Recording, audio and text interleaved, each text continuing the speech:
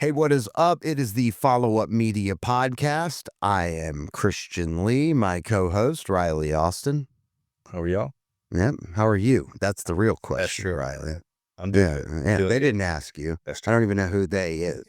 No. I'm doing great though. Our audience, our, community that we're trying to build, it's we started a new YouTube channel from scratch. And so we are drinking the tea that we have been pushing because our YouTube optimization service, which is what we're going to talk about today. Yeah. YouTube optimization, dialing in content into YouTube's algorithm for the purposes of, well, there are lots of purposes, and we'll get into that in a minute. But we are kind of starting over just like everybody else does when they, have a channel that they probably have not been using. I mean, when you sign up on Google Gmail, you essentially have a YouTube account underneath that. But whether you have content on there or videos, or you might just surf YouTube for whatever type of content that, you are searching for. And we'll talk about YouTube Shorts as well. YouTube Shorts. Those are important. Very important. There's a lot of value. There is. And that's essentially what this episode's about, is YouTube optimization, the aligning of content to a defined audience. Riley, what about YouTube stands out to you? I mean, it's big, right? First off, it's the second largest search engine out there. Next to Google. Google's the first, YouTube's the second. And it might be worth highlighting that Google owns YouTube. So, if you treat YouTube right, and YouTube treats you right, then chances are Google's going to be right behind it. And that's essentially what we're talking about. And so, why optimize a YouTube channel? Well, if you're not creating content, well, then I guess you don't, right? But, in 2025, at least Follow Up Media is really trying to help that small and medium-sized business start to embrace and set up their companies for long-term success by creating content that educates their audience, establishes that company as a thought leader, a subject matter expert, and basically put their hands in the air and go, hello, I'm over here. Yep. This is what we do. This is why you should choose us over the other 1,000 options that might be around. Like if you're in real estate or you're a financial advisor, well, why choose you? Yeah. But what ends up happening through video content, through podcasts, through creating content that you are putting on all these platforms is you are building an authentic connection with an audience that normally is not used to probably seeing the CEO of a company or the, head advisor or, authentic. I feel absolutely. You get to see him. You get to hear him. You get to, oh man, I like what this guy's about. You get to feel him. That's what, even better. You get to feel her, feel him, feel them, feel they, whatever it is, they're feeling. We don't necessarily want to hear it fall. No, not at all. But the whole point is, it doesn't matter what you are, who you are. Yeah.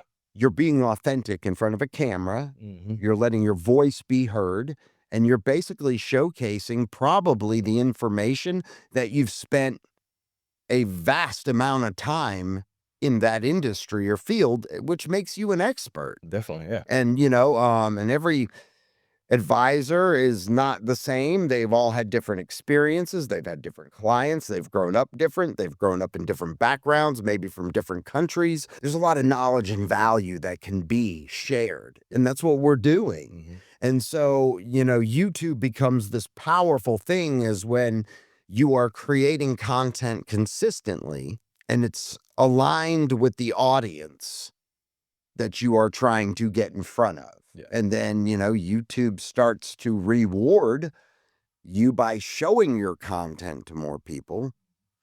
And, and then Google is going to come behind it and go, yeah, let's reward them. Yeah. Now let's, really start helping them with their SEO, because Google SEO or the Google SEO, the YouTube SEO, all of it becomes this I call it a circle of love. Yeah. Right. So you're saying if everything aligns. You're doing the right thing on YouTube. It's optimized.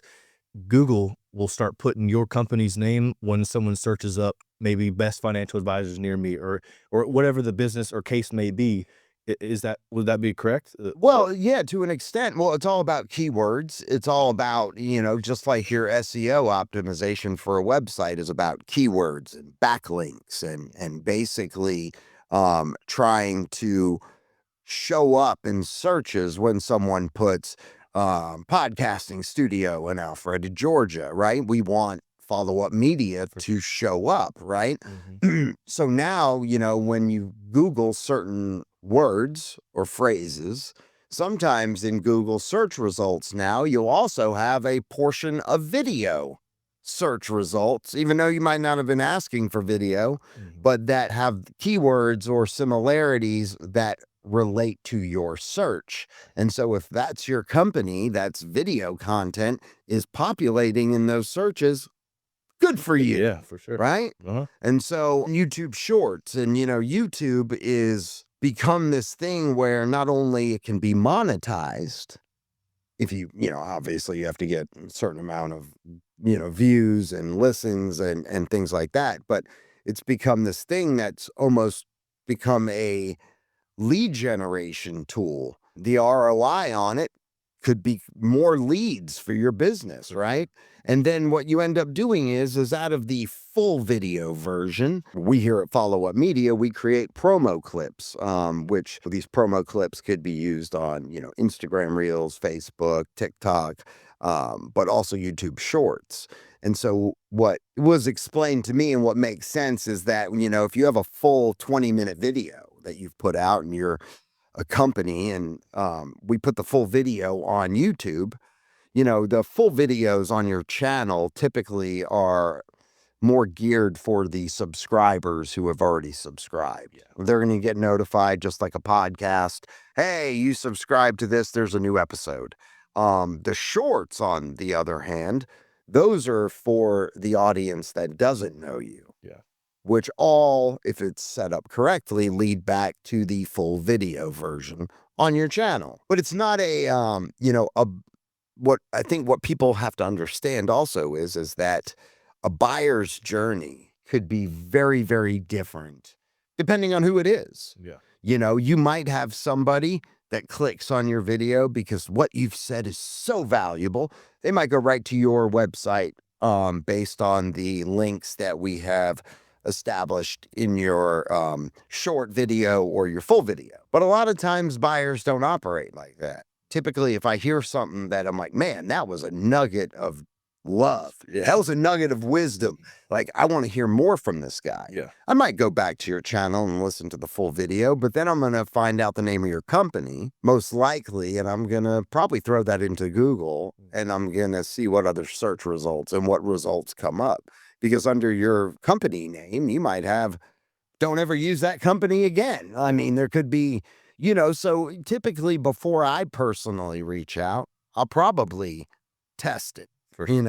Well, that means that the link that was in that video to your website might not have even been clicked, or maybe it was clicked, but then I went to Google and then I went back to it from a different. So you might not actually get the direct immediate from, it's how the buyer is going to make the decision on how they're going to contact you. Yeah. And so it might not be directly from that Facebook post that had the link. Even though they liked it, they might not like your channel. They might not like your video. How many videos do you actually like? How many channels or people do you actually subscribe to? Especially if you don't know them. And just because I didn't like their stuff, that doesn't mean I'm not thinking about doing business with them. Very true. And I mean, it's getting in front of their face. I heard this the other day. I couldn't remember exactly. I don't want to butcher it, but you probably will. I probably will. This is kind of how it went. When you're talking about getting in front of people and getting your business known, obviously, let's just talk about a billboard. You want to have it on the busiest street, right? You want to have it with the most traffic, people be able to see it. Typically, yeah. Yeah. That would be the goal. It's going to be a little more expensive to do that. Just kind of like doing it right. More traffic that's going to pass it is going to definitely determine how much you're going to pay each month. You have it in the middle of the woods, course it's going to be cheaper. There's no one that's going to. You have it on the way down to Orlando where they have like 10 billboards and one says Jesus on one, loves you down long time. Like, I mean, there's like 7 billboards and just to get a sentence. Those billboards are probably pretty cheap. Yeah, I would imagine. And a lot of them are just vacant and haven't been updated in who knows how long. Anyway. But some people that they expect to do the cheap way expects to have the same results as someone that's putting it in the busiest street in Atlanta. So no, you're not going to get the same result. And that's where also by not aligning your content and just throwing it up on YouTube and expecting a home run, I'm not saying it can't happen, but if you're in the business world and you're creating content that's more geared towards business, it's not pop culture, it's not a bunch of drama, it's not a bunch of controversial stuff, chances are it's not going to gain that much traction. Yeah. You're not going to have people just, knocking old ladies over to get to your content. 100%. Right. TMZ is not covering your content. Yeah. Right. But your content is not aligned or geared towards that audience per se. You're trying to educate your clients to buy more, save more, and use you, invest more. If you're a real estate agent, there's a lot of competition in real estate. So you want to educate your audience and the audience that doesn't know you as to why you're different, why you're an expert, and why they should use you. Because moving is one of the hardest, sometimes the most complex, things, buying and selling a house. If you got family, packing everybody up, moving them, if it's across town or across country, you want to get the most bang for your buck. You want to also be represented on the buying side to know the area you're moving into. You don't want your real estate agent to go show you a house. You call it's beautiful and not tell you that it's next to a airport where the plane is going to shake your house and rattle everything off the desk, or you're next to some brown site. If you know what a brown site is, Riley, that means it's like polluted land. Oh, okay. So we have in Atlanta something called Atlantic Station. Have you ever been to Atlantic Station? Yes, sir, I have. Do you know Atlantic Station is built on extremely toxic and populated land? Didn't know that. That is why the parking garage and that is why the buildings are elevated so far above the actual dirt, because if you go down to the and this is probably, I think it's one of the largest parking decks, either in the world or in the United States. Have you ever gotten lost in that parking garage? I mean, it is massive. It is really big. All of Atlantic Station is built on top of those parking decks. Because the amount of money it would have cost for them to have cleaned up the toxicity that's in the dirt there because of the steel plant, I believe, that used to reside there and all the chemicals that were dumped into the land, there would be no way you would be able to clean that up. Within a cost that made any which way of sense. So their loophole was to get approval to build it X amount where people were living above the toxicity. That's crazy. I did not know that. Yeah. So, and it's weird too, because if you ever go down to the lower parking deck, it almost, knowing that information, I'm not saying you can smell the chemicals, but there's definitely an odor of something that is, you don't breathe it. Yeah, not for a long period of time anyway, but the EPA and, OSHA are really, when it comes to money, they, just like the FDA, are just real quick to approve things sometimes. Be like, well, maybe it won't kill them as fast if it's, 50 feet up.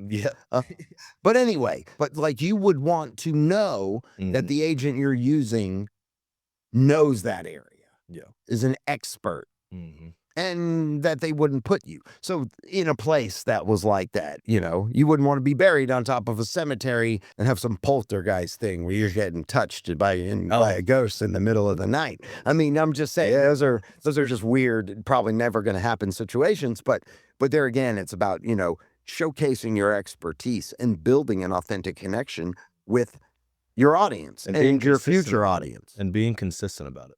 Oh, absolutely. You know, throw a video out every once in a while and trying to have the same ROI that the competitors are doing once a week or bi-weekly. Yeah, and what's good about the businesses that so far in 2025, 99% are still not doing it. 99% are not optimizing a YouTube channel or putting any content on it. So for the small and medium-sized businesses that, in all honesty, have the balls, women or men, to take that leap and make that investment in content creation. Doesn't have to be a podcast. Anything that's done consistently, audio and video, could be turned into a podcast. Definitely. So the term podcast these days, I feel, is you can't paint it in a corner, because it can be, if it's bi-weekly, if it's weekly, if it's 10 minutes, if it's 20, it can be a podcast. And what that is basically putting that content on an RSS feed that's going to populate not only in YouTube, because they have RSS integration, but also through all the podcasting platforms like Apple, Spotify, Stitcher, iHeartMedia, Amazon has their own podcast. You're just putting it out there in different versions, so the audiences consume the content however they feel like consuming it. Do they want to watch it based on what action they're doing? If they're mowing the yard, they're probably not going to watch your video, but they might listen to the audio during that point. They're working out and they're on a treadmill, maybe they can watch that video at that point. Because there's a visual aspect where they don't have to worry about chopping their limbs off, or the limbs of loved ones. That's right. Which would not be good. But the value of it is that, from an SEO standpoint, it helps your website. It helps your organic traffic results. You'll have a landing page on your website if you're using a podcast, and your landing page will soon become your number 1 or number 2 landing page on your website, because everything is directed from your platforms, social and YouTube, to your website, right? Your form fills. That is the lead gen, right? You have a form, you have a newsletter. We're trying to fill those forms with an audience, with leads that you can then follow up and hopefully close some deals. So, there is a tremendous amount of opportunity, but also a tremendous amount of benefit. As far as dollar for dollar on advertising, you could spend thousands and thousands a month on digital ad campaigns with just a commercial, whether you're in it or not.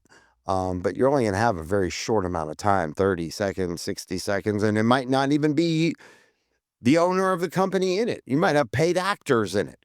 That's not going to build an authentic connection. No. And it's going to take a lot of redundancy to hammer that message in. Because a lot of times, as soon as the skip button, there's a skip icon showed up, are you watching the rest of that video? Not unless it's just you're not even thinking about it, and you hit the skip. You go get to your content.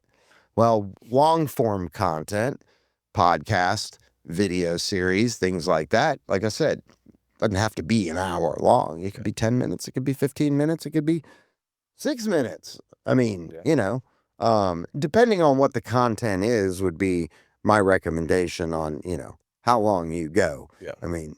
I don't know if someone's going to want to sit there and listen to you rattle off information for 2 hours about financial advice.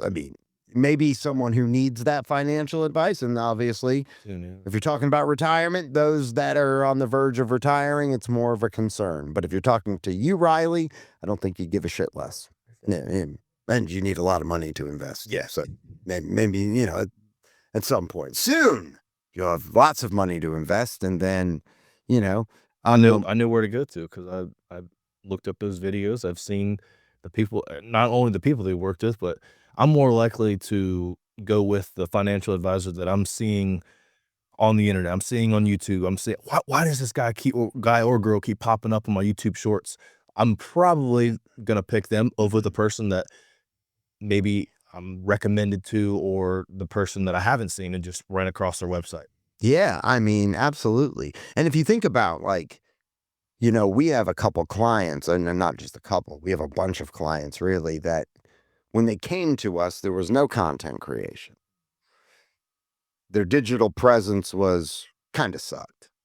You know, I mean, do they have a Facebook and an Instagram? Yeah. Do they have a LinkedIn? Yeah. But were they consistently posting even what I would grade as like A+ static images, or was it just every now and then post? It wasn't consistent, you know, but after we've got a hold of them between promo clips, if we're managing their social anyway, between promo clips and, static image creation for certain businesses, you know, depending on what that business is. I mean, you Google their company's name now, and I mean, it is a night and day presence. Like you can see, you could watch hours of the CEO laying down information about their company and about what they do and about how they do it. Yeah. About how they're different.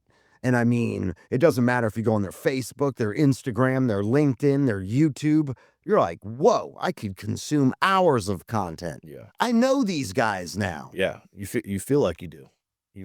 Well, you do kind of, because you've got the owner or the CEO or the spokesperson for that company that has been laying down knowledge week after week. That's fair. That's true. You know, and I mean, like, wow, the nugget, the truth bombs he's been dropping, or whatever it is. Yeah. That's valuable. And like now it's like you're not just seeing crickets or just, you know, oh wow, they're posting consistency is once every 2 months. I mean, there is actual content. Like I could sit there and binge. Yeah. I really want to know about this company. I want to see if they align with my beliefs, my moral code, my ethical values, you know, whatever.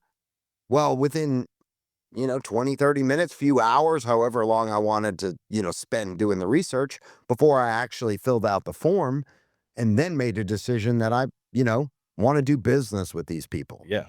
Boom.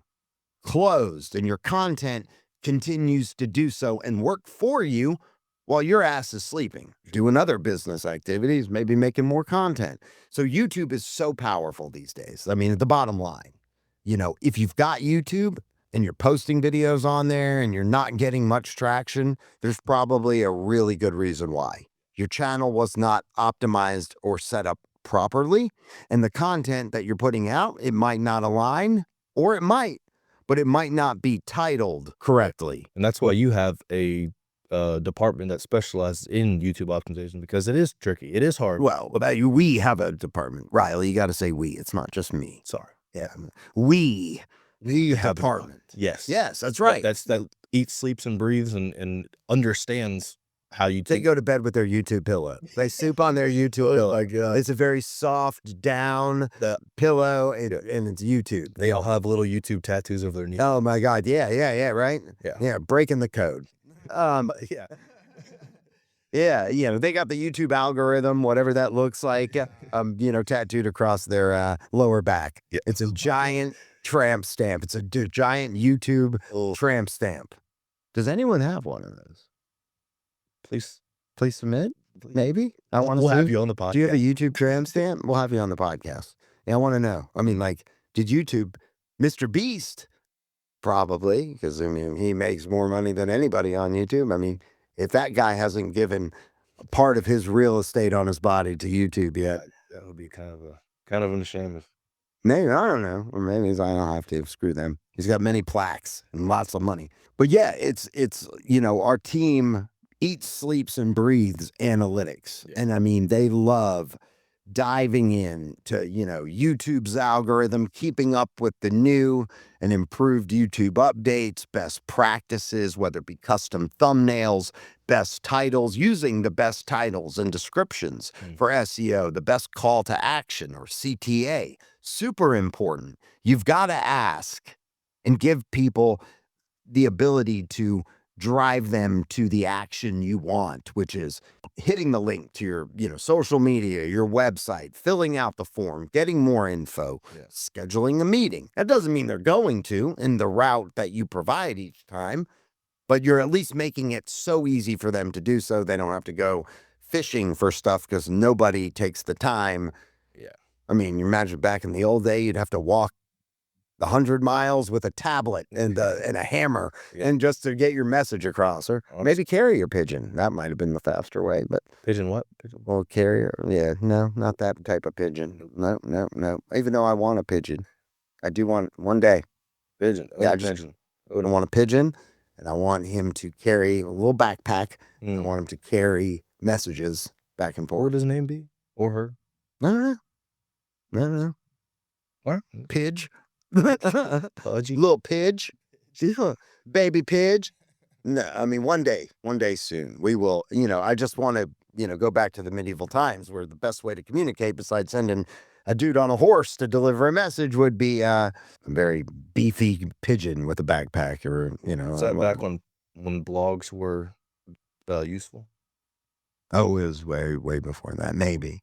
Yeah. Well, blogs still are useful. Yeah. I mean, I hate seeing when we go to a website and that's their own little form of content creation. Well, the reason they're doing it is for an SEO benefit. They're tying in certain keywords or phrases into that blog that hopefully will be searchable and will show up and populate in Google searches for certain terms. A lot of time it's based from a company that they're paying to do their blogs, and it's not based on really educating. Sometimes it is, sometimes it isn't. I can't really make the general statement that it never really applies or has any value, but it doesn't have value if nobody's seeing it and nobody's reading it. And if it can't stand on its own, and that's the only thing you have going for content, is that prefab blog from nobody in your office or in your company that actually wrote it,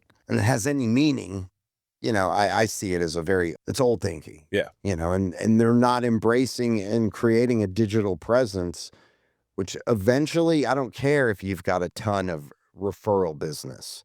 Great, good for you. I hope it continues. Word of mouth is an awesome form of marketing.